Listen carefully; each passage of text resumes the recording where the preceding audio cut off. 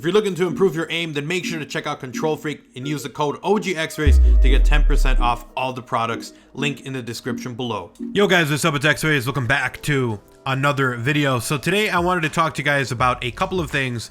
First of all, Valorant finally getting some gameplay, which is actually kind of cool. We got some full-on gameplay, not just screenshots or short clips, but a full-on round of Valorant, and it looks pretty cool. So I'm gonna have that playing in the background. Let me know what you guys think. Are you excited for Valorant or not? But from you guys who maybe aren't aware what this is, this was formerly known as Project A from Riot Games, and it's supposed to be a mixture of Overwatch and CSGO. If you enjoy Overwatch or if you enjoy CSGO, this might be a game that you want to check out. Now, I have been seeing some people saying that, you know, if you're an Overwatch player, probably saying there's just not enough like powers for me yet. And then if you're a CSGO player, apparently people are saying that there's just a little bit too much power. So it's going to be interesting to see how they balance out the abilities and powers that they're going to have in this game, so that it, you know, brings in people from Overwatch and brings in people from CSGO without it feeling like it's too much of one or the other. So it's going to be a very fine line they're going to have to walk. And, you know, there's a lot of hype. Let me know what you guys thought of the gameplay and if you guys are excited for the game. I think from what I saw that it is going to be a free-to-play game. I don't know if that is true, but there you go. It looks like Valorant is out and about, and there's gameplay now, and I think there's going to be even more coming out soon. I'm going to try to cover this game because I'm actually kind of interested. I wasn't exactly the biggest CSGO fan, and I have yet to play Overwatch, but you know, if it's a new game, I'm open to playing any new game, and if it is free, I'm definitely gonna try it. So I'm excited for that. But yeah, there's that gameplay in the background. All right, so before we go any further into the video, I do want to mention, if you guys want cheap PC games, Xbox Live codes, and more, to check out G2A. I'll link them down in the description below, but let's jump into the video. The next thing I actually want to talk about is a different story. This is actually a pretty big one, and I was seeing this just today because I think one of the PR people that I follow on Twitter actually retweeted a developer. But this guy actually tweeted out, and this is the game director, writer, and producer for the game The Long Dark. And well, basically, they recently did something that pissed off a lot of people, and we'll go with the tweet. So the tweet says, "Sorry to those who are disappointed, you can no longer play hashtag The Long Dark on GeForce Now. Nvidia didn't ask for our permission to put the game on the platform, so we asked them to remove it. Please take your complaints to them, not us. Devs should control where their game exists."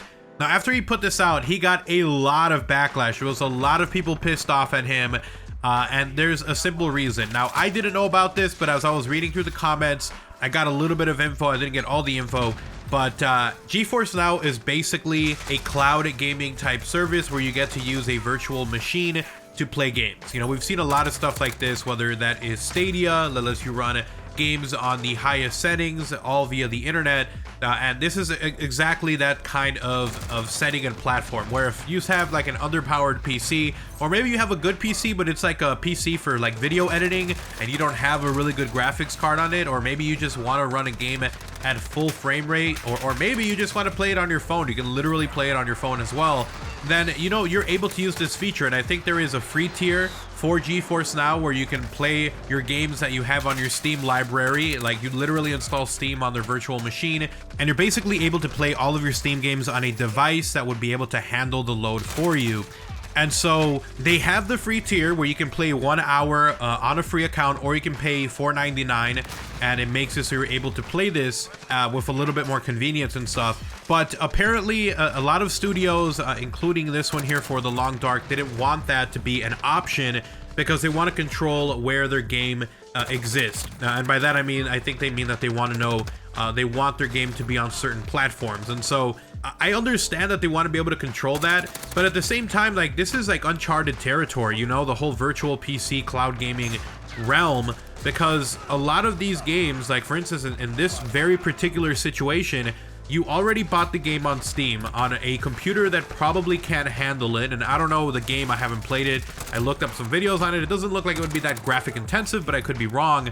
But you know, regardless of the fact, if there's someone who doesn't have a high-end PC, or maybe they just don't have access to it, they would rather be able to play it on their phones with a Bluetooth controller or something, then you're kind of dictating where they can play that game, even though they bought it on Steam, and they're only changing how they access it, whether it's, you know, even though it's a virtual computer, think of it as like a different computer you bought. It's literally installing it on a new computer that you have access to via remote desktop.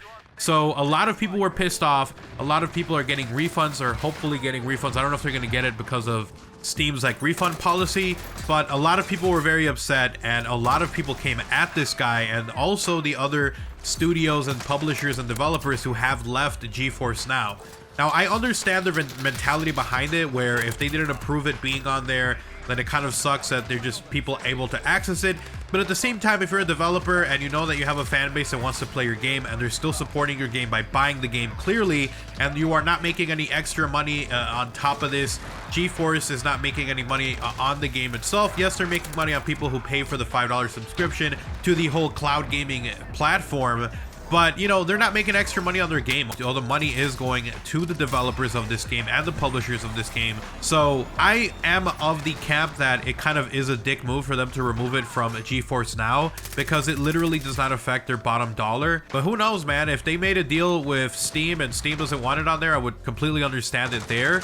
But it feels like it's something that's kind of a dick move to do to your fan base, to your fans who are supporting your game, when all they want to do is be able to access the game they bought on Steam, on the platform you chose, but they're doing it remotely via a virtual computer, or, you know, almost just like remote desktop. So kind of sucks that this is happening. I side more with the people who are upset about this than the actual developer. But anyways, let me know what you guys think about this in the comment section below. Do you side with the team that wants to have access to where their game is played and how it's played, or are you with the fans where, you know, if it's not affecting their bottom dollar at all and it's literally just changing the way that you access the game that you bought, are you with them or are you with the publishers? Let me know in the comment section below. But I thought this was interesting because it started blowing up. People are talking about it, and it kind of is good for a bigger discussion, because I think cloud gaming is going to be the future.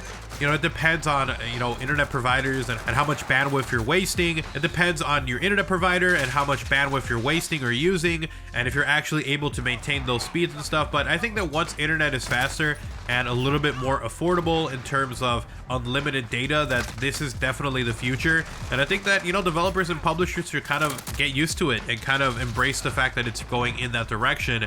But again, this is so early and so new that maybe the developers and everyone is still just kind of getting used to it. So let me know what you guys think in the comment section below. But anyways, thank you guys so much for watching the video. Hopefully you guys found the video informative and helpful. If you did, drop a like on the video. It's super appreciated and incredibly helpful. And if you are new to the channel, if you want to see more videos like these, I'm going to have a lot more Call of Duty and gaming news content coming. So make sure you guys are subscribed and have those notifications on it. Make sure you hit that notification bell, and then when you click it, put all notifications so you don't miss a single upload. Let me know if you are a part of my notification gang in the comment section below. If you guys want to talk about anything, Twitter is literally the best place to do so. Go ahead and give me a follow over there at OGXRAYZ. I'll have a link down in the description below. And I'll see you guys in the next upload. Take care. I'm out. Peace.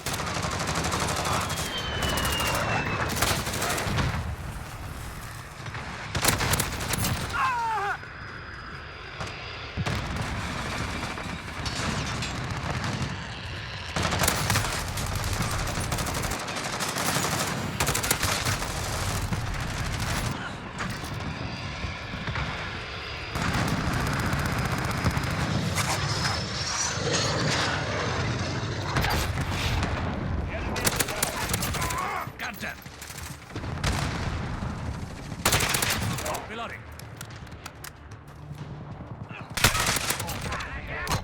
UAV ready for deployment. Project Zero. Copy. UAV beginning flight.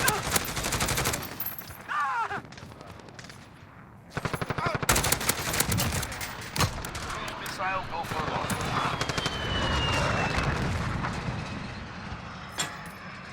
Enemy in the cargo container. Target is marked. Go for strike.